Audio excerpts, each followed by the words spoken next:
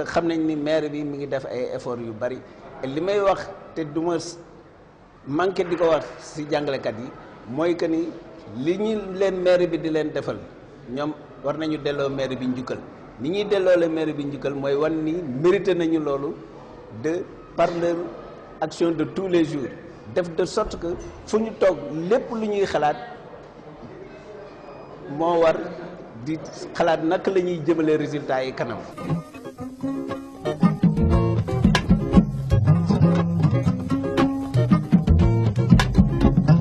yaay booy dama bugg a jàngi l'école yaay booy soxla naa ay foyokaay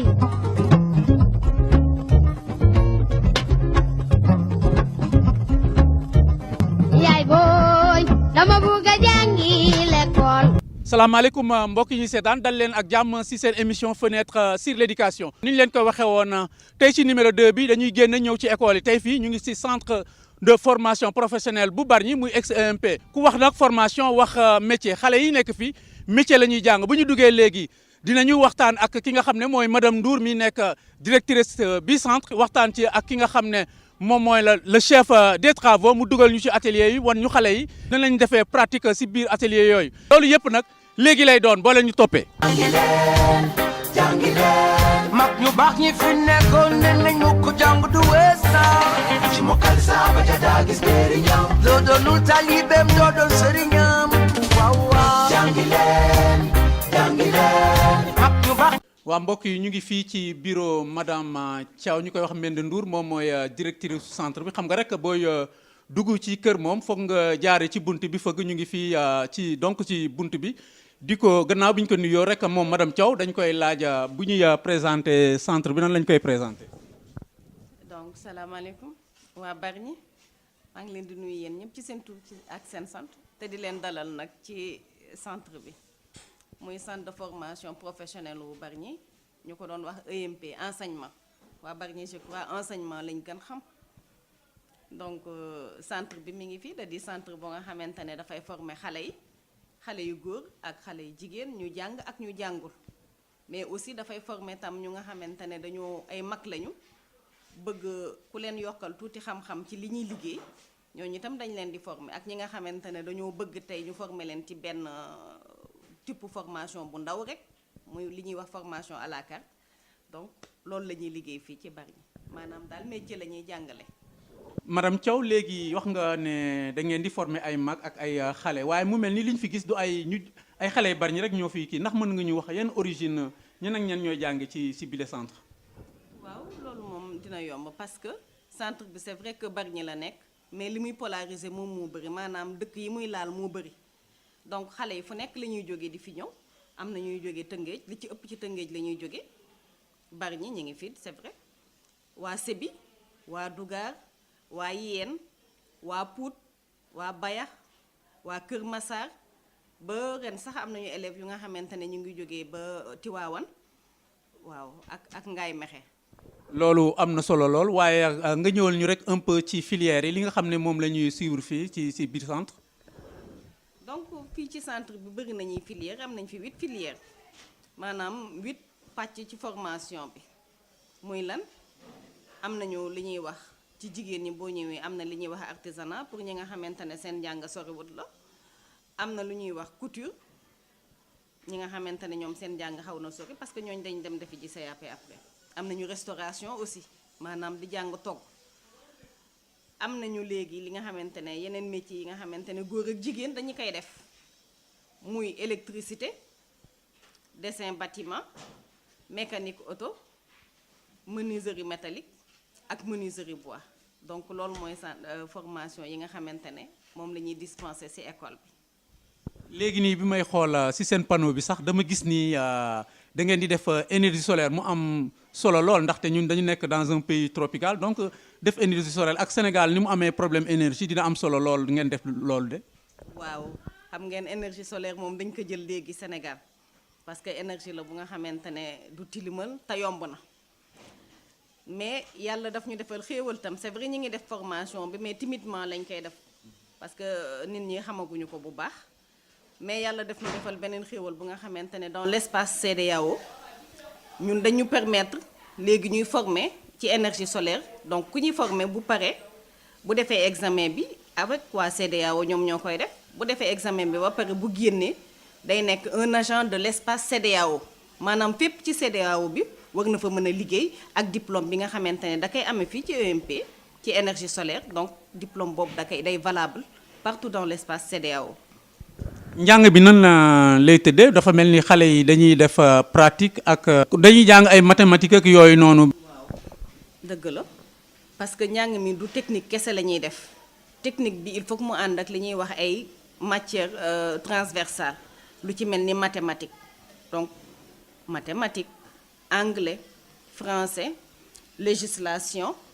hygiène environnement sécurité donc loolu mooy matière transversale yu nga xamante ne ñoom dañ koy def mais bu ñu koy def itam day nekk appliqué à la matière donc ki nga xamante ne restauration lay def mathématique ba muy def du soxla ay mètres ay grammes lay soxla donc dañ koy jàngal lépp lu jëm ci ay grammes ak lu nga xamante ne day bokk ak matière métier bi muy jàng bu fekkente ne électricité la aussi même chose mathématique ba muy jàng wala PC bi muy jàng dafay am rapport ak la muy jàng maanaam la muy jàng ci x y fële bu ñëwee fii da koy transformer da koy exécuter. donc dafa mel ni kon foog xale bi am benn niveau bi pour mu mën a def jàng yenn métiers yi fii nii. ça dépend rek parce que fii ci njëlbéen nee naa leen ku musul jàng sax mën na fi ñëw jànge ça dépend ci niveau yi donc dafa ci am yu nga xamante ne bu fekkente ne cycle CAP bi la il faut mu am au moins niveau 4e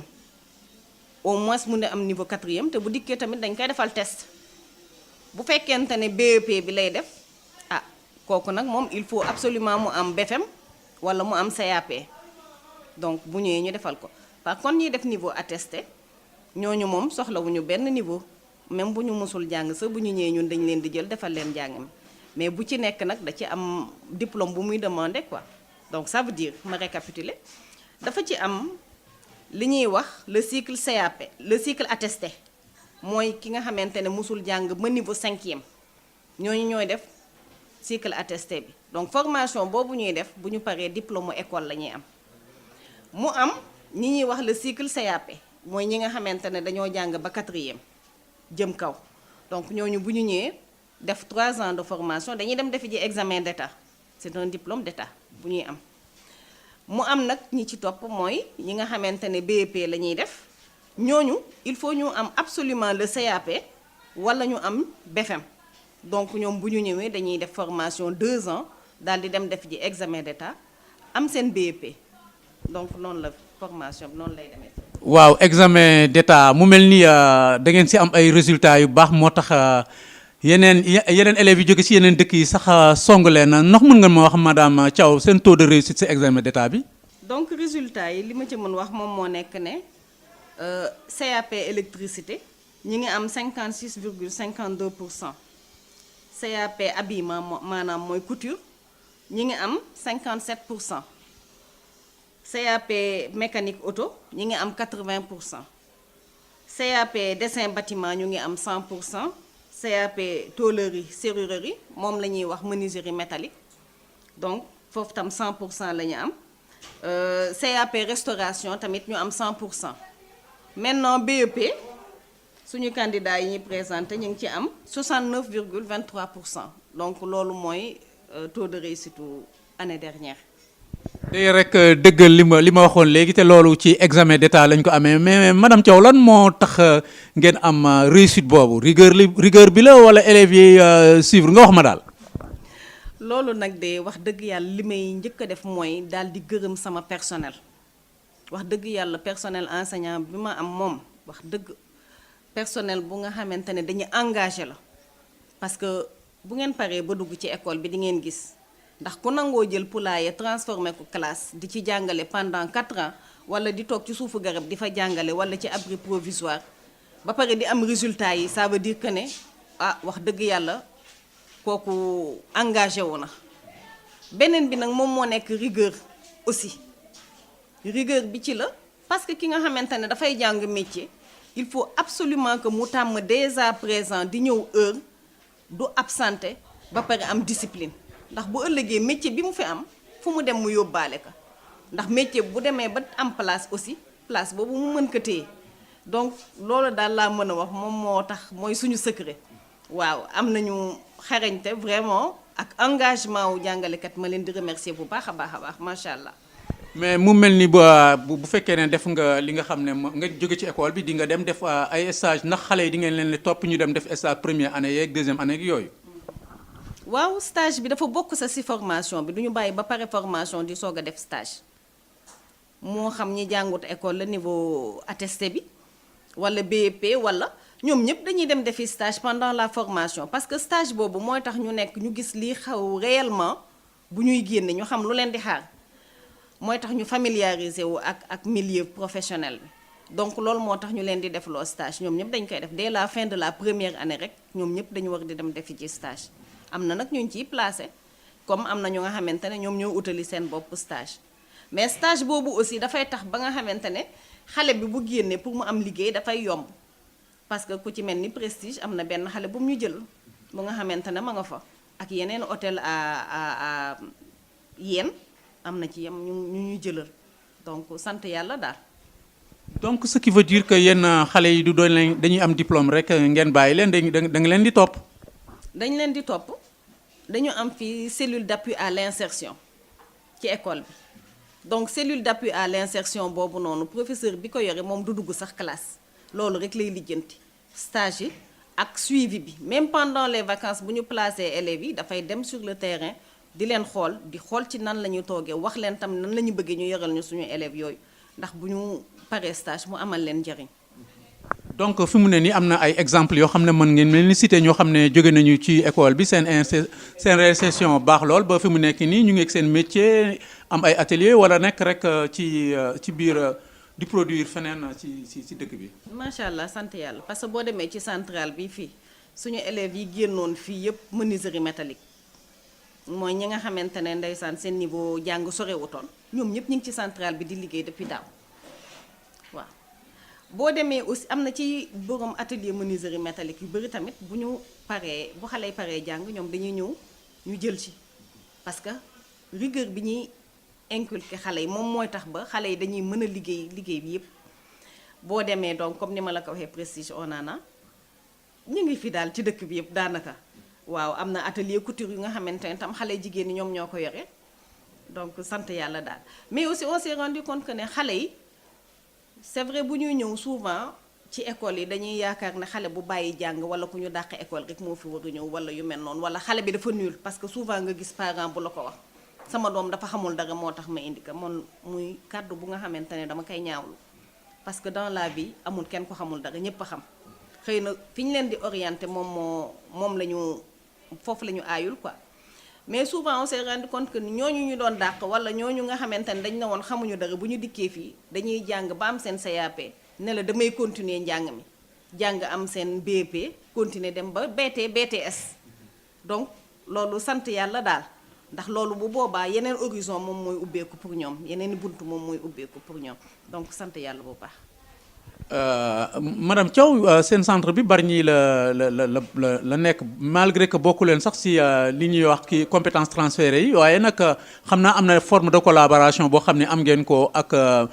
municipalité bu Bargny lan mooy seen relation ak waa mairie bi. waa mairie bi de ñu ngi fii ñëw di ñuy jàppale de ñu ngi ñëw quand même timidement nag laa mën wax mais ñu ngi ñëw di ñu jàppale parce que ñu ngi jël quand même en compte ci bu ñu jox fourniture scolaire yi. donc bu njëkk dañu doon jox ay cahier comme ñëpp craie lañ ñu doon jox mais bi ma leen waxee ne leen ne ñun yooyu xawuñu soxal lool ñu ngi commencé di jël en compte suñu ay préoccupations donc ren changé nañu indil nañu sax ay feuilles blanches ak ay craie donc ñu yaakaar ne ay commencement la rek dina am yeneen yu ciy topp donc ñu ngi leen di gërëm aussi parce que dinañ ñu déglu waaw. jëf bi rek a desagum nag waaye nag ñu ngi ñuy déglu quand même. d'accord madame Thiaw xam naa ñun dañuy jóg dem di seeti le chef des travaux waaye ñàkkul ak rek nga am lu tuuti loo xam ne da nga ko ciy sànni balaa ñuy jóg. donc li may wax rek di ñaaxaat waa Bargny pour ñu gën a góorgóorlu te indi seeni doom fii parce que école bi Bargny la nekk te ma yaakaar ne ràcc boo ko jëmalee sa kanam dafa war a dëll mais on s'est rendu compte que ne waa Tëngéej ñoo fi ëpp macha allah je n'ai rien contre ñoom parce que ñun ñëpp ci département bi la ñu bokk ñun ñëpp ay sénégalais lañu mais on se rend compte que ne Bargny ñu ci bëri dañuy xeeb école bi yóbbu seeni doom Tëngéej mais bu ñu xoolee la ñuy fay transport bi tout ça là ak qualité ba fa nekk dañuy mujj indiwaat seen doom ma yaakaar ne fa ngay mujje nag da nga fa war a jëkke te comme ni ma koy waxee rek ñun moom sant yàlla ñun ñooy ñaaw ngeem ba rafet bëri nag. voilà gis ngeen ko ñu ngi woon ak madame Thiaw sans plus tarder rek dañuy dem si chef des travaux mu dugg ak ñoon ci biir atelier yi ñu visiter nan la xale yi di pratiquer seen wàllu njàng mi li ñuy jàng ci formation bi loolu la ñuy dem xool rek ak ki nga xam ne moom mooy le chef des travaux. ci mokkal saa ba ca daa gis njëriñam doo doonul talibeem doo doon sëriñam yàlla sax dañ ko war a xam. waaw di ko nuyu moom monsieur Guèye di ko laajee rek lan mooy rôle am fii ci centre bi. waaw asalaamaaleykum wa rahmatullah ñoo ngi leen di ziar bu baax di leen nuyu di leen di tatagal di leen wax seen yegsi leen ak jàmm suy centre de formation professionnelle de Bargny. waaw ñun suñu liggéey moom mooy côté pédagogique tout ce qui est pédagogique ñun ñoo koy gérer ñun ñooy le chef de travaux moom mooy gérer tout ce qui est pédagogique mooy jàngal li ñuy jàngalee ci biir établissement bi yëpp ñun ñoo koy saytu donc la direction c'est le côté administratif la ñun ñooy ñi nga xam ne ñoo nekk en phase avec n'est-ce pas les formateurs ñi nga xam ne ñoo jàngale d'abord li ñuy jàngale li ñuy def ci atelier yi tout ce qui se font au niveau de l'atelier yëpp ñun ñooy nekk ci ginnaaw loolu d'accord di ko nekkul liggéey bu yomb nag parce que apprentissage dafa métti donc te li muy laaj yëpp dafa xaw a bari donc ñun ci ñooy gérer loolu mooy assiduité formateurs yi jàngalkat yi parce que bala ñuy wax d'abord ñi nga xam ne ñoo élèves yi d'abord assiduité mooy formateurs yi doit être assidu loolu yëpp suñu liggéey la bokk xool ndax ñu ngi teew wala teewuñu li ñuy liggéey mu ngi tegu ci yoon bi wala tegul ci yoon bi voilà loolu mooy suñu liggéey. administration ñoom ñooy gérer tout ce qui est administratif mais ñun à notre niveau côté volet pédagogique bi la ñuy gérer d'accord volet pédagogique mooy lépp loo xam ne rek mooy ànd ak liggéey bi mooy ci li nga xam ne mooy enseignement apprentissage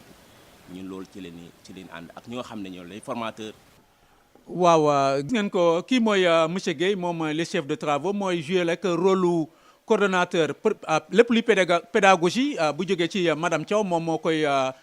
moo koy jiite moo tax it moom dañuy ànd ak moom léegi rek ñu dugg ci biir atelier yi ni mu ko waxee mu wan ñu xale yi nan la ñuy liggéey ak njàngu métier mi ñuy jàng nan lañ koy defee wax na léegi assiduité boobu nag def naa moom moo wane taux de réussite bi nga xam ne sur le plan national moom la madame Thiaw waxoon sans plus tarder rek dañuy ànd ak monsieur Guèye ñu dugg ci atelier bi dem visiter ko.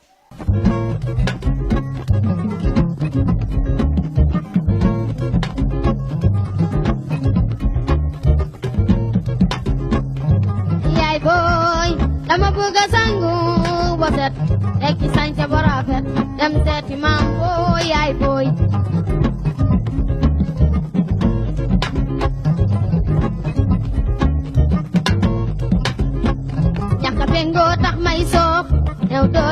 waaw monsieur Guèye ñu ngi fii ci classe gi fekk xale yi di jàng dafa mel ni ñoom dañu nekk ci phase théorie ñoom nan la ñuy def nan ngeen di parvenir def jonction entre théorie bi ak pratique bi. voilà waaw xam ngeen ne mënuñu def pratique sans théorie donc ñoom ñaar la ñuy allier pour mën a am quelque chose de bien moo tax daf ci am solo trop muy ñi nga xam ne moom la ñuy jàngale nii niveau mathématique lañ leen di jàngal voilà parce que kuy def cuisine laaj na ay natt ak ay. voilà pour nga mën a xam ju bëri ñuy def couture aussi laaj ñuy def ay mesures pour faire ces mesures là aussi dafa am notion mathématique ñu war a am yoo xam moom la ñuy àndal donc mathématique outil la voilà am outil la moo tax tey ñu fekk ne monsieur Cissé moom macha allah prof bi macha allah boobu taxaw la donc moom moo leen yor ci matière boobu mu ñëw mathématique. donc gis ngeen ko monsieur Guèye expliqué na ko ñu ngi nekkoon ci phase bi nga xam ne mooy phase théorique classe bi ñu nekkoon nii ñoom ñu ngi doon def mathématique mais c'est pas que les maths que ñoom la élèves yi di def dinañ def français def législation def hygiène ak yooyu yëpp donc ce qui veut dire que dañ ko soxla pour def pratique moo tax sans transition rek dañuy ànd ak monsieur Guèye ñu dugg fi nga xam ne foofu la élèves yi di defee seen phase pratique, monsieur Gueye. mag ñu baax ñi fi nekkoon ne nañ mu ko jàng du wees na ci mokkal saaba ja daa gis njëriñam loo doonul taalibeem doo doon sëriñam waaw waaw jàngi leen mag ñu baax ñi fi nekkoon ne nañ mu ko jàng du wees ci mokkal saaba ja daa gis njëriñam loo doonul taalibeem doo doon sëriñam yàlla sa ba léegi yaa ngi ne ngi seen émission fenêtre sur l'éducation ñu nekk fii ci centre formation professionnelle bu Bargny àndoon ak monsieur Gueye def naa ñu ngi ñëw ci phase pratique bi fi ñu nekk nii mooy fan. waaw fii ñu ngi ci filière restauration ñu nekk ci cuisine bi voilà ñu nekk ak le chef de filière monsieur Niassi voilà. waaw nee na ñu ngi fii ci filière restauration chef cuisine ak le chef filière ah noonu lañ koy waxee monsieur Niassi mun nga ñu wax rek ñi ñu fekk ñuy liggéey ñii ñooy ñan. ñuy liggéey ci cuisine bi fii c'est les élèves en réalité c'est les élèves man nag sama olof leerut na je vais parler français. waaw si vous voulez c'est fenêtre sur l'éducation on peut comprendre. voilà je parle français c'est les élèves les apprenants on dit les apprenants qui sont dans cette salle pour les séances de pratique en restauration. Donc c'est les élèves, je pense, on a dit tout à l'heure, qui suivent la première année en restauration. À quoi ça consiste, ce qu'ils sont en train de faire actuellement? C'est un TP de pâtisserie. Ça consiste à réaliser des petits mets pour la vente, pour les manifestations. Mais la première année, dans cette école, vous avez vu notre cadre de travail. Bon, on se débrouille avec les moyens de bord. Exactement, les moyens de bord qu'on se débrouille pour réaliser les préparations. Vous vous débrouillez avec les moyens de bord, mais tout à l'heure, quand je parlais avec la directrice, j'ai vu que vous avez de très bonnes notes, un taux de réussite favorable sur le plan national. Oui, exactement. C'est la conviction. On s'est donné des objectifs et on travaille en groupe, tout le monde participe et c'est difficile pour arriver à ces objectifs, mais avec notre système de travail ici, on est en famille, on est un groupe homogène et on s'efforce pour avoir les bons résultats attendus pour le département de Rufisque en réalité. Oui. Voilà, effectivement. Mais actuellement, ils sont en train de faire de la pâtisserie, mais quand même, il y a d'autres plats qui sont préparés ici. Ils sont préparés à tout pour aller dans les restos modernes, traditionnels et tout. Hein? Oui, en réalité, on fait tout ce qui est restauration. Des entrées, des suites, des desserts. Comme c'est une première année, elle démarre par des petites recettes. Alors, au fur et à mesure que ça évolue, les préparations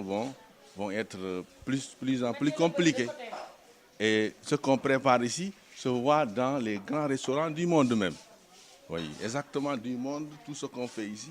n'importe où vous allez le retrouver.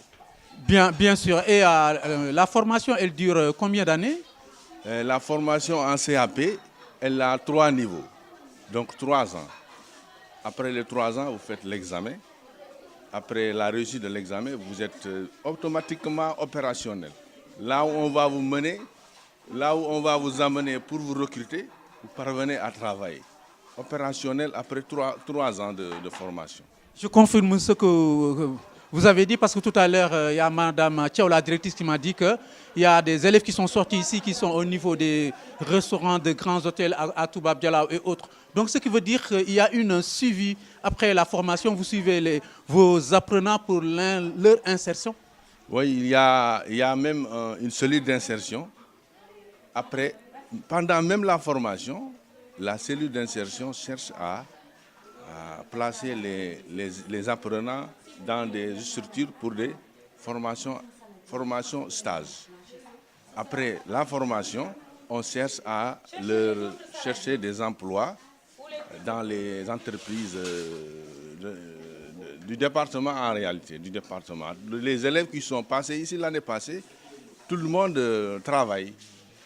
Tout le monde travaille. Mais bien sûr, mais ça veut dire que donc il faudra avoir un certain niveau pour pouvoir suivre cette formation. Effectivement, il y a un niveau requis.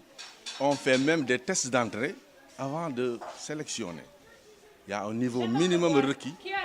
Alors le minimum requis, c'est le niveau de la 4e. Mais comme les niveaux dans l'enseignement général ne sont pas stables, on fait un test de niveau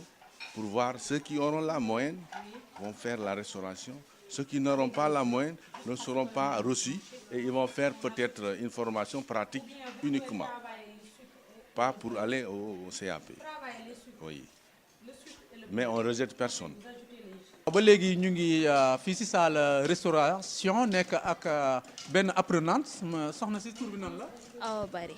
waaw Awa Bari comme ni ñu waxee moom première année restaurant la nekk Awa Bari jàng mi ngeen di jàng fii noo ko gisee. Ah jàng bi ñu jàng fii baax na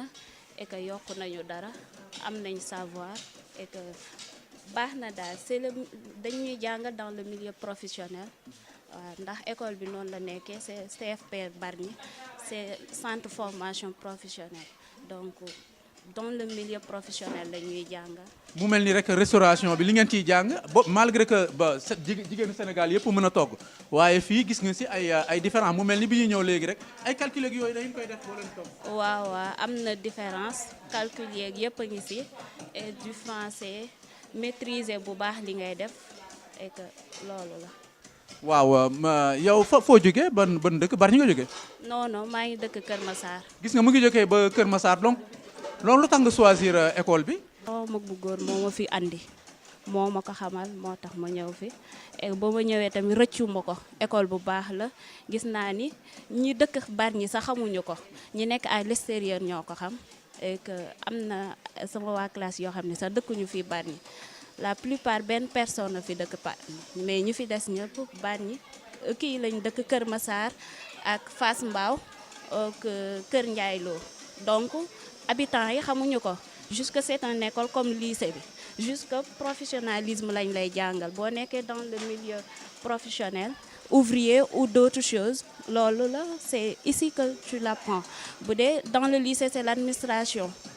après ngay devenir quelque chose mais fii dañ lay jàng pour nga professionnaliser wu nga nekk quelqu'un qui est encadré c'est ça. dañ ko war a xam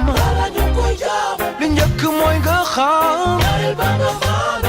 xam dafa war a wér te wóor bul jàngantu fexeel ba xarañ ci métier bi nga taamu dig ma dafa yombul te bu ñu xamul tous. fu mu ne nii ñu ngi nii gis ngeen machine yi donc mooy xale yi nga xam ne ñoom ñooy def ñaw fi nag ñu nekk fi ak une dame boo xam ne dafa am double casquette moom mooy jàngal xale yi muy nekk moom madame Mame Diarra Seye tamit fii la ñu ko formé mais balaa ñuy dugg ci loolu rek dañ koy nuyu moom Mame Diarra di ko laaj xale yi lan la ñuy jàng nii actuellement fii nii. salaamaaleykum xale yi ñu fiy jàng mooy xale yi nga xam ne seen jàng soriwul parce que am na si ñoo xam ne 3e lañ yem am na ñoo xam ne CM2 lañ yem am na si ñoo xam ne CM1 lañ yem mais ñoom dañ leen former pour ñu def formation artisanale moom couture si la bokk dinañ def teinture mooy tube bi dinañ def brodeur africaine dinañ def brodeur européen maanaam darab yi nga xam ne dañ koy brodeur ak napp yeex yooyu mu tudd TM léegi man aussi ci école bi laa jàngi. waaw moom ñu ngi ko doon wax léegi sax ci école bi nga jànge donc mu mel ni rek yow njàng mi nga doon jàng amal na la njëriñ ba tey jii nga mën a dellusiwaat fi ñu la formé di jàngale. waaw jàng moom macha allah amoon na ma njëriñ loolu aw ma leen lu ma si réccu maa ngi si sant yàlla bu baax ndax fi mu toll nii jàng naa ba génne ba yor sama diplôme ñu jëlaat ma encore formé ma mais jàngal élèves yi aw ma si leen lu may réccu lépp lu ma bëgg maa ngi si am sama jàng ma si jàng yëpp réccu ma si dara alhamdulilah rabbi alamin ndax mësuma woon xalaat na naa toog di yor ay élèves di jàngale waaw maa ngi si sant yàlla bu baax. moom moo tax nga ñëw tey di jàngale. waaw léegi yow xale yi li ñuy ñëw gannaaw teinture beeg broderie bi ngeen def du ay habit traditionnel rek ngeen di def di ngeen def ay yére yoo xam ne ay yére moderne la ay yére tubaab comme ni ñu koy waxee. ok yére tubaab yëpp dinañ ko def dinañ def ay moderne lépp loo si xelaat daal min si lépp loo si xelaat min si macha allah. donc daal ñoom bu ñu ñëwee fii lu mat seen métier daal day mat. waaw dina mat moom 3 ans lañ fiy def te liñ fi war a mën yëpp dinañ ko mën incha allah. ñu dem donc gis ngeen ko madame Diarra wax na ko léegi fii artisanat lañ fiy jàng mooy ñoom seen filière lu bëri lay doon te soxlawul nga am benn niveau bi maanaam gis ngeen nee nañ niñ ci def teinture maanaam wàllum cuub wàllum ñaw wàllum broderie donc moom def na sax léegi appel parce que moom ci la amee métier jógee fii dem def stationnaire dellusiwaat di leen jàngal def na appel ci ñi nga xam ne ñoom ñoo toog ci kër yi ngir rek ñu ñëw fii bu ñu fi ñëwee du benn métier rek la ñu am bu fekkee ne da nga préféré cuub boo gannaaw 3 ans yi ngay def mun nga ñaw mun nga cuub donc lépp loo nga xam ne dafa concerné artisanat mu ngi fii ci centre bi soxna Diarra wax na ko léegi te ñàkkul tamit ñun dinañ dugg ci léegi ñu dem ci ñi nga xam ne ñoom ñooy def couture coupe couture proprement mooy wàllu habillement ngeen topp ñu ba léegi ñu ngi ci biir centre bi. ba léegi ñu ngi fii ci centre bi fi ñu nekk nii mooy salle de coupe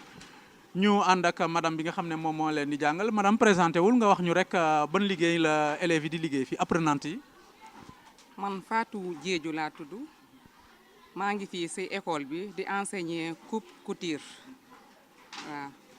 waaw di enseigner coupe couture maanaam ci wàllu ñaw la léegi coupe couture boobu lan mooy njëriñam ci njàng ñi nga xam ne moom ngeen di jàngal xale yi. ah coupe couture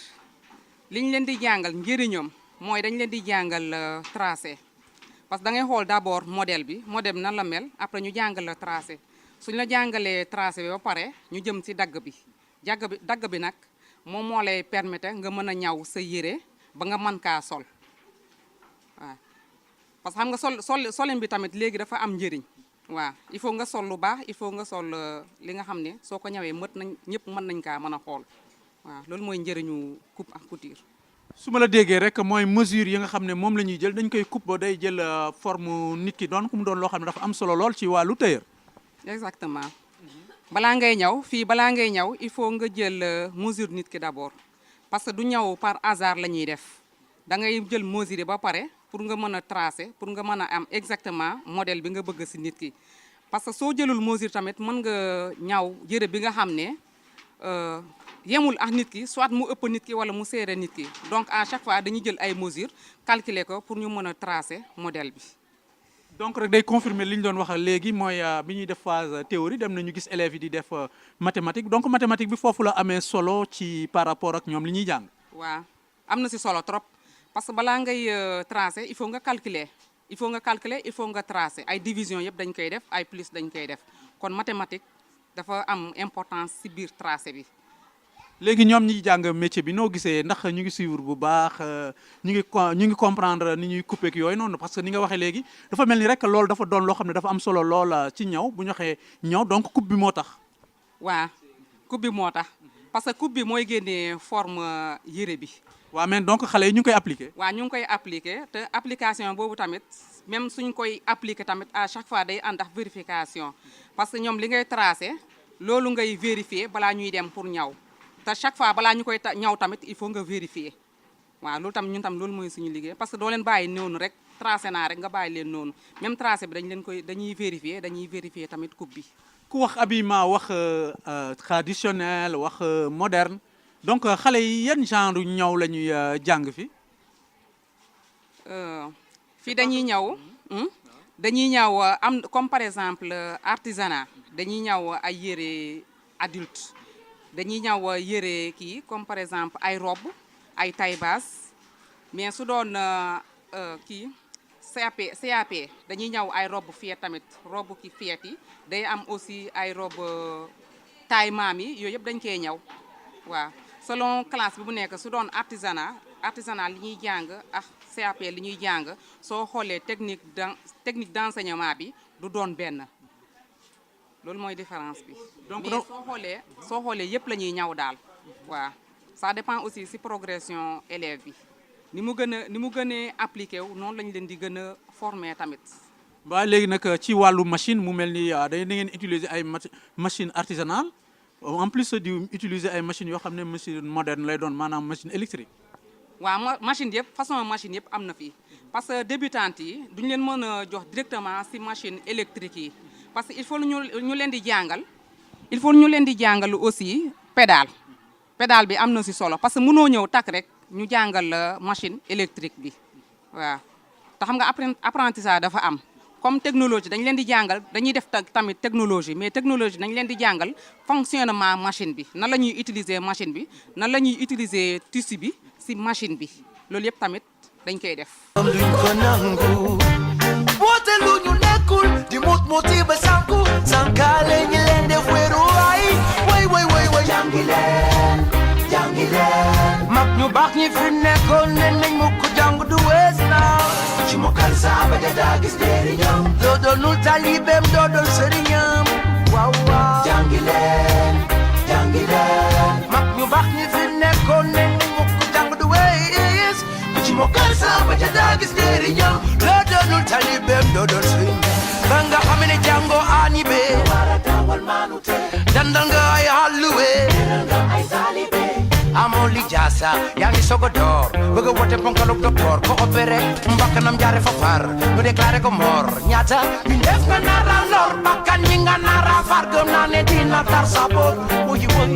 ñaata ñu def nga nara lor bakkan ñi nga nara far gëm naa ne dina tar sa bopp wuyi woy hik mo def fa yombul bëri na ñuy tandu te bu ñu xamul toujours ko nangu way wote lu ñu nekkul di mut yi ba sanku sankaale ñi leen def weeru waay. ba léegi yéen a ngi seen émission fenêtre sur l'éducation ñu jóge ci première phase bi maanaam mu nekkoon économie sociale mais fi mu ne nii ñu ngi attaqué phase industrielle ñu ñëw fekk fii apprenants yi ñuy def travaux pratiques ñu nekk ak monsieur Niang je pense bien que salle électricité lañ nekk monsieur Niang ça c'est confirmé. Oui c'est ça bon yéen a ngi salle électricité d'abord je vous remercie d'être là présent pour émission bi ensuite vraiment kontaan nañ trop seen présence yéen ci salle électricité fi lay wooyee fi lay suivre booy CAP 1 yi CAP 2 CAP 3 ak aussi surtout waa BP 1 ak BP 2 yëpp donc fii mooy salle bi je crois que gis ngeen ça ce sont les panneaux. C'est pour les simples allumages double allumage ak les va-et-vient. donc fi mu nekk nii phase pratique lañ fiy def ñoom lan la ñuy jàng ñoom booy xale yi nekk fii lan la ñuy seen formation lan lay kii donc ñu ngi première année mais globalement ba ma ko doon tënkal qu'est-ce qu'ils sont en train de suivre là. ñoom fu mu nekk nii ñu ngi jàng lu ñuy wooyee travaux pratiques donc instant yi dañu nekk en cours de théorie ak pratique que salle bi mooy salle pratique maanaam fi ñuy jàngee lu ñuy taalee lampe. maanaam simple allumage double allumage mooy ñaari lampe ak va-et-vient ak aussi montage veilleuse ak yeneen montage donc c'est pas seulement dañuy jàng pour théorie rek mais fii école bi dañuy jàngal aussi pratique maanaam xale yi dañu bëgg xale yi ñoom ñu am benn autonomie bu ñu génnee ñu mën a am liberté am seen liggéey bopp même bu ñu déposé ci entreprise sax bu leen jëlagul ñu mën a liggéey seen bopp maanaam moo tax métier bi am solo moo gën tax ñuy gën a accentuer ci élèves yi bu ñu ñëwee fii les apprenants ñu mën pratique bi parce que daa am solo parce que mën nga jàng te doo maîtriser doo mën a taal doo mën a xam nooy jaaree pour génne lampe yi pour taal ko mais boo ko maîtriser jàng la technique day yomb foo mën dem di ci mën génn te doo am benn problème vraiment. si sama xam-xam bu néew def naa électricité dafa am lu ñuy wax industriel ak bâtiment je pense bien def naa noonu la de. waaw noonu la kañ dëgg la ñoom li ñuy def nii mooy maanaam li ñuy def électricité mooy domestique la ñuy def ñoom fa lañ toll seen niveau parce que daa am ay niveau bokkul ñoom fu ñu nekk nii dañ nekk ci CAP dañ nekk aussi CAP 1 maanaam niveau 1 lañ nekk ñoom li ñu war a jàng mooy seen première année mooy lan ñu taalee simple allumage mooy comme genre bi ak double allumage ak montage veilleuse ak va-et-vient ñoom fa lañ toll léegi bu ñuy avancer nag dem comme CAP 2 day jàng comme militerie ay sonnerie ay interrupteur foofu dañuy avancer bu ñu duggee léegi 3 année nag ba CAP 3 mu nañuy dugg nag mooy si câblage bi wooye câblage industriel ak panneaux yi ngeen gis nii ah maanaam yooyu moom beneen montage la dañu commencé monter ay moteur comme ay démarrage direct 2 sens de marche ay démarrage étoile triangle yooyu bu ñu defee CAP 3 lañu koy jàng. donc sama gis-gis mën nañu wax ne élèves yi nekk fii ils n'ont rien à envier à ceux qui sont dans les autres écoles donc dañ fiy génn ay kàngam ngeen fiy génne. macha allah parce que élève bi fii moom vraiment léegi moom am na par rapport bu njëkk ba gis nañ ci vraiment benn changement benn avancement parce que effectif léegi mi ngi gën a bëri et puis aussi formé si ay élèves yu bëri xam ne fi lañ génnee léegi macha allah ñi ngi mën a seen bopp parce que ñoom yenn école yi ngeen dégg yëpp comme Sénégal Japon donc CFPT bu nekk de la Fosse CNQP ñoom ñëpp vraiment amul lu leen di ñëwee léegi parce que fii xale ñi si jàng ñi travaille ak seen matériel et puis ñoom tamit ils sont mis aussi dans de bonnes conditions xanaa yoo xam ne après donc c'est interne dañ si waxtaan suñu biir mais fu mu nekk nii vraiment ñoom amuñu lu ñuy wax ñoom parce que ñoom ñi ngi jàng normalement et puis am nañ seen matériel yoo xam ne dinañ mën a permettre ñu mën a def seen câblage domestique sans problème. waaw damay dëggal li ngay wax léegi parce que madame la directrice wan na ma seen ay résultats mu doon taux bu am solo n'empêche ñoom bu ñu paree di ngeen leen topp si am suivi bu ñuy def daanaam def stage wala seen insertion dans le monde du travail je pense que yéen ngeen leen topp. incha allah ñun de lu lañ bëgg de parce que day am lu ñuy laaj xale bi bu ñu koy former maanaam yar boobu ak aussi donc maîtriser lu mu mën parce que bu amee aussi diplôme bi te amul yenn formation yi maanaam yenn qualification yi ak yenn comportement yi du ko mën a yóbbu si yeneen entreprise maanaam dañ bëgg fu mu dem daal ñu xam ne fii la génnee CFP te ba bañ la génnee mu am benn autonomie mu am benn yar am aussi benn comportement boo xam ne fu mu dem daf ñu mën a génn parce que fii boo nekkee dem année rek léegi vacances dañ lay dugal stage nga commencé préparer wu maanaam le monde du travail commencé préparer wu entreprise nga commencé ko miin nga commencé ko tàmm comme ça boo génnee ak sa diplôme rek da ngay mën a libre fekk yow tàmm nga ko daal maîtriser nga ko da ngay mën a libre mën a liggéey sa liggéey bopp sans problème. D'accord, on parle d'énergie qui dit électricité dit énergie sànq man ak madame Thiaw ñu ngi doon waxtaan même ak CT mu ñuy expliquer rek ne si année bi wala je pense bien que di ngeen démarrer ak énergie solaire ndax mun nga ma ko brosser tuuti rek mu doon dernière question bi. waaw alhamdulilah parce que ñun bokk nañ si école yu ñu coopté pour ñu def formation bi ci énergie solaire parce que yombul te léegi xam nañ ne énergie solaire moom lu baax la vu donc l'avancement de la technologie ñu bëri moom la ñu utiliser léegi. waaw léegi ñun dañoo bëggoon comme année bi ñu commencé maanaam les formations parce que comme am nañ aussi ay doyens yoo xam ne am nañ chance comme ñoom monsieur Guèye def nañ formation bi ok ils nous ont même formé ñun en tant que des techniciens pour la formation donc de l'énergie solaire bëgg nañ aussi vraiment kon si année bi commencé def benn formation aussi donc ñu lance aussi appel aux autorités ak ñëpp ñu ñëw CFP Bargny surtout donc ñu fi dëkk école bu baax la vraiment baax na xale yi ñuy jàng normalement ils sont mis dans de bonnes conditions et puis aussi bu ñu commencé ingénieur incha allah ba nañ si donc jox xale yi xam-xam bu bëri pour bu ñu génnee ñu mën say liggéey incha allah bu neexee yàlla. merci monsieur Guèye de gis ngeen ko ñu fekk nañu élèves ñuy def TP en électricité ñu nekk CAP1 mais ñu ngi wane nañ leen ko léegi ñuy def ay mbir yu am solo ce qui veut dire que mooy li ñuy wax rek ñu confirmer nii centre bi amul dara lu muy envier ak centre yeneen kii waa Bargny mën nañu ñëw yërndu fii bu ñu fi génnee xale yi dinañ fi am ay métiers sans plus tarder dañuy rek doxantu continuer ak secteur industrie dem mécanique xool ñoom lan la ñuy liggéey.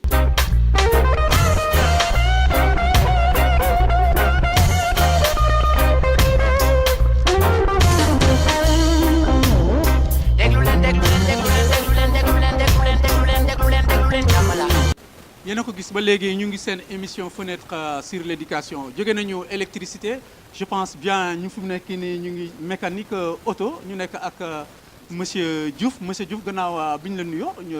nga wax ñu rek xale yi lan la ñuy jàng au niveau de la mécanique auto. asalaamaaleykum ñëpp maa ngi leen di nuyu bon mécanique auto fii ñu ngi fiy jàng mooy dañuy jàng électricité automobile maanaam mooy lépp lu jëm ci wàllu courant mbirum auto. ak ci biir moteur bi tam ñuy jàng li ñuy wax partie moteur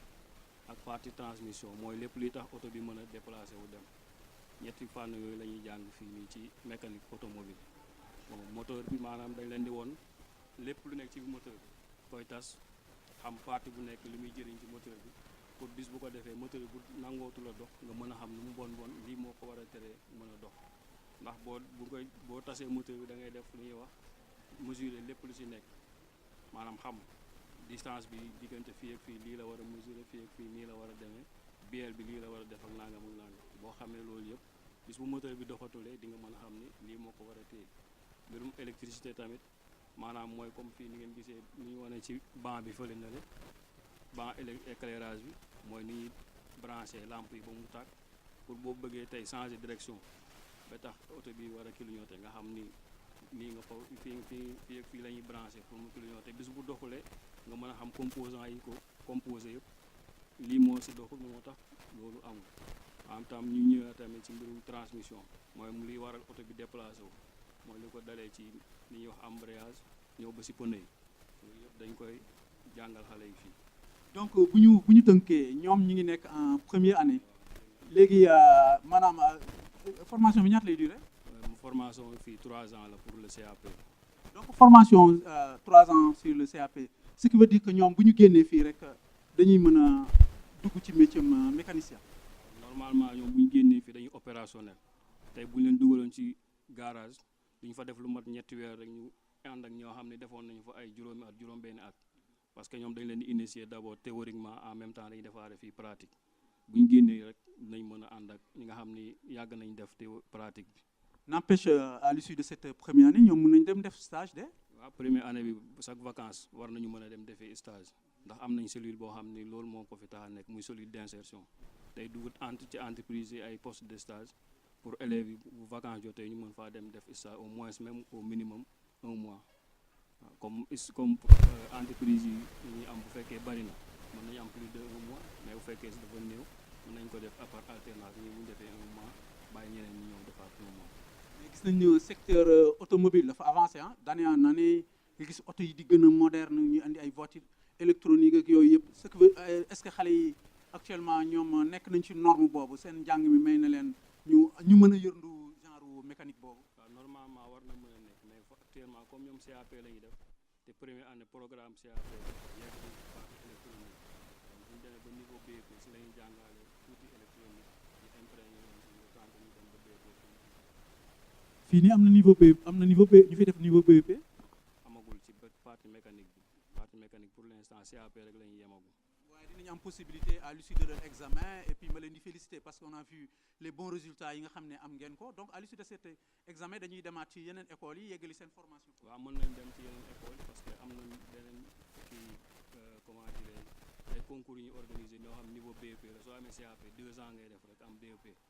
def comme defi examen BEP. donc ñoom njàng mi njàng ni am na différence par rapport ak ñi nga xam ne ci atelier rek la ñu kii donc gis nañ ni ñoom dañuy def phase théorie après des phases pratiques donc am na tuuti différence. waaw am na différence kañ bu bari sax même parce que yow li nga mën a expliquer ci moteur yow mi jàng école ak ki nekk fee bokkul mënul. fi mu nekk nii ñu ngi ak monsieur Guèye nekk président association parents d'élèves waaye nag monsieur Guèye daf fi ñëwee double casquette parce que moom moo nekk ancien directeur centre formation professionnelle bu Bargny ex-EMP mu am lu bëri loo xam ni fekk nag fi dinañ ko waxtaane waaye rek dañuy njëkk laa laaj monsieur Guèye boo doon ñëw ci historique gu EMP ba yegg si fii balaa ñoo dugg ci wàllu li nga xam ne parents d'élèves yi dañ koy liggéey lan mooy historique bi lan nga ci mën a wax lan li nga fi fekkee. asalaamaaleykum enseignement moyen pratique benn loi 71-36 temps yi président Senghor moo ko créé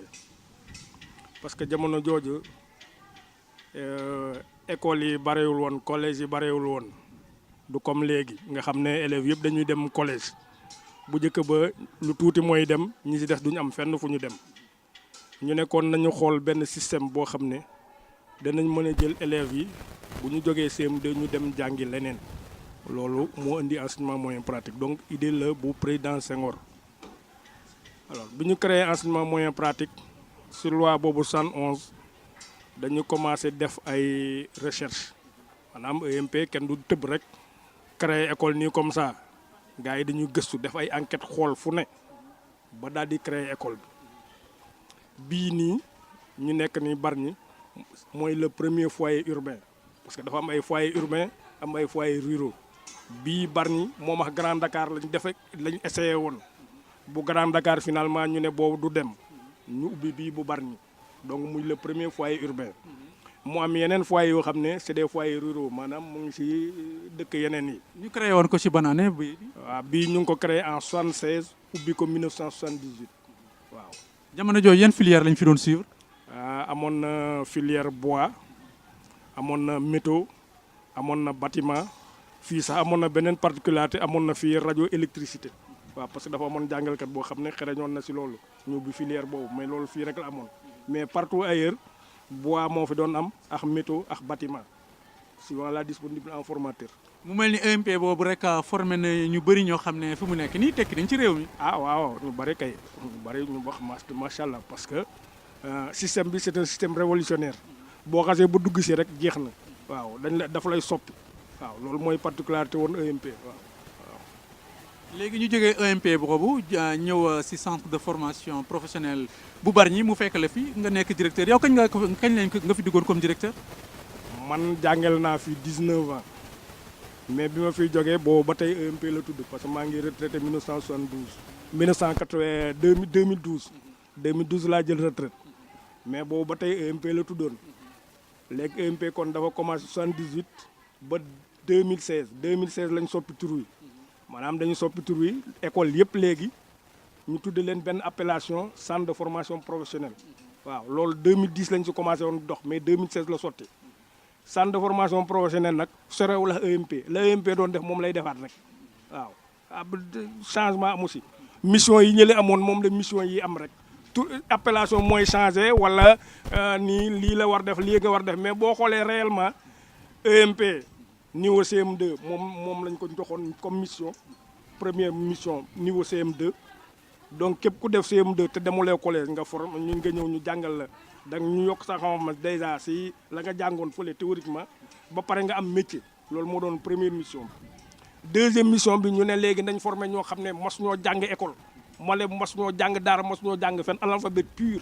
loolu moo doon deuxième mission bi. troisième mission bi ñu ne former les populations loolu yëpp EMP def na ko ci diir boobu waaw mission yëpp EMP def na ko kon 78 commencé nañu ak élèves yi def CM2 1990 ñu commencé jël ay analphabètes ñooñu ngeen jógee fële si la bokk loolu 1990 lañ ko commencé fii waaw léegi après ñu commencé population yi encore par des séminaires à partir de 97 réellement avant amoon na ay benn tuuti mais 97 lañ commencé nag chaque année ñuy former ay population ay séminaires ñu ñëw si école bi jàng fi 5 jours si ay métiers yu bari voilà loolu yëpp def nañ ko mais mission yooyu ba léegi mu ngi si CFP ba tey dañ ko si dugalaat voilà donc mën nañu wax ne changé wul waaw. dëgg la donc bettuñu donc résultat yi di am nii mais booba léegi nga ne 2012 nga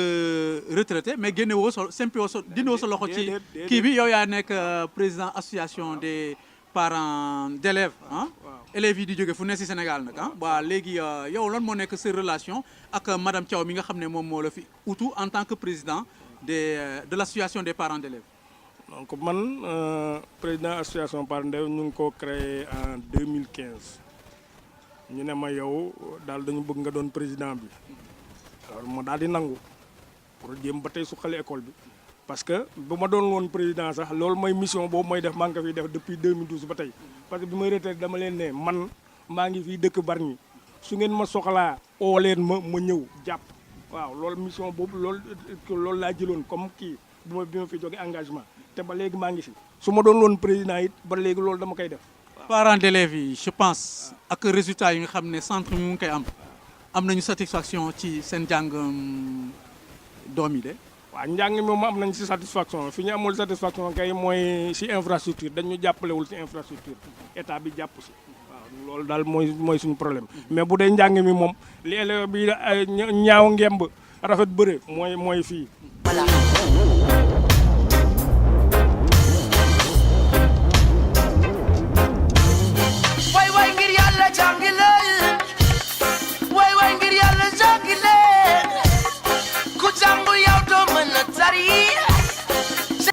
léegi nii ñu ngi ak monsieur Badji mu nekk professeur en ouvrage métallique ak construction métallique gis ngeen ko xale yi ñu ngi fii suñu gannaaw di def pratique monsieur Badji gannaaw bu ñu la nuyoo ñu wax la rek ñu laaj la lan ngay jàngal xale yi fii nii. li ñuy jàngal xale yi si kii la suñu kii la suñu section traçage dañuy jàngal mooy ba kii élèves yi en des traçage technologie dessin calcul professionnel. Analyse de fabrication loolu lañ jàngal xale yi. donc ce qui veut dire que ni dafa am différence par rapport ak ceux qui apprennent le métier autrement mooy ñi nekk ñuy woowee ay apprentis donc fii ñoom seen construction dañu soxla def ay calcul ak yooyu je pense bien. effectivement c'est-à-dire mooy différence bi entre kii mooy élèves qui est formé ak mooy les artisans c'est-à-dire au niveau de la formation professionnelle c'est-à-dire nous on travaille c'est-à-dire on travaille sur ce qu'on appelle un dessin c'est-à-dire tu fais le dessin pour les artisans ñoom c'est-à-dire j'utilise mooy les photos pour faire la réalisation pour liggéey sur les ouvrages mais ñun c'est-à-dire on apprend mooy l'élève à dessiner c'est-à-dire en voyant l'ouvrage il peut dessiner pour faire le dessin. ouvrage métallique la ñu wax léegi moom la ñuy jàng mooy lan. mooy porte ouvrage la grille ouvrage la tout ce qui est même frigo tout ce qui est fer ça fait partie de l'ouvrage métallique. construction nag mooy lan. non c'est la même chose construction métallique. donc construction métallique mooy ouvrage métallique. waaw mooy les charpentes métalliques ça fait partie mooy l'ouvrage métallique même l'aluminium ça fait partie de mooy l'ouvrage métallique. fii durée formation bi ñaata la. mooy durée bi 3 ans la 3 ans lay jël mooy durée bi. mais n'empêche que lors de la première ou de la deuxième année ñoom dinañ def stage comme yeneen filière ni ñu koy defee. effectivement dañuy def kii stage au niveau de l'entreprise dans les entreprises. doon sàmmkat wala baykat doon nappkat wala rëbbkat nga doon médecin wala mu ngi noonu mbokk yi yegg nañu ci cappaandaw émission bi mu nekkoon suñu numéro de fenêtre sur l'éducation ñu ko doon amal rek fii ci centre de formation professionnelle bu Bargny muy ex EMP gis ngeen ko ah dem nañu waxtaan ak directrice bi mu wax ñu lan la ñuy def ak formation dem seeti ji moom monsieur Guèye mu ànd ak ñun ñu visiter atelier yi dem nañu gis ñi nga xam ne ñoom ñooy def artisanat ñi di def restauration dem nañu tamit gis ñi nga xam ne ñoom ñooy def mécanique ak électricité boo xoolee ñoom professeurs yi li ñuy wax nee nañu amuñu dara élèves yi nga xam ne apprenant lañ leen di woowee lu ñuy envier ñi nga xam ne ñoom ñooy jàng fii am na sax ay élèves yoo xam ne ñu ngi jógee yeneen i gox fii si Sénégal li waral loolu mooy taux bi nga xam ne moom la ñu am si réussite si examen d'état bi nga xam ni moom la ñuy def chaque année muy wàllu CAP di wàllu BP demoon nañu nag gis tamit ñi nga xam ne ñoom ñooy ñoom ñi nga xam ne sax dañuy def bâtiment tey dañoo tombé ñu fekk ñoom amuñu cours mais ñoom li ñuy def mooy architecture maanaam li ñuy dessiner dañuy def AutoCAD du moins lépp loo xam ne rek jàng la mu jëm ci wàllu bâtiment moderne ñoom dañu koy liggéey. loolu moo nekkoon donc seen émission fenêtre sur l'éducation ma amoon mbégte di leen ko présenter beneen yoon tamit dinañu choisir beneen école jàmm ak jàmm.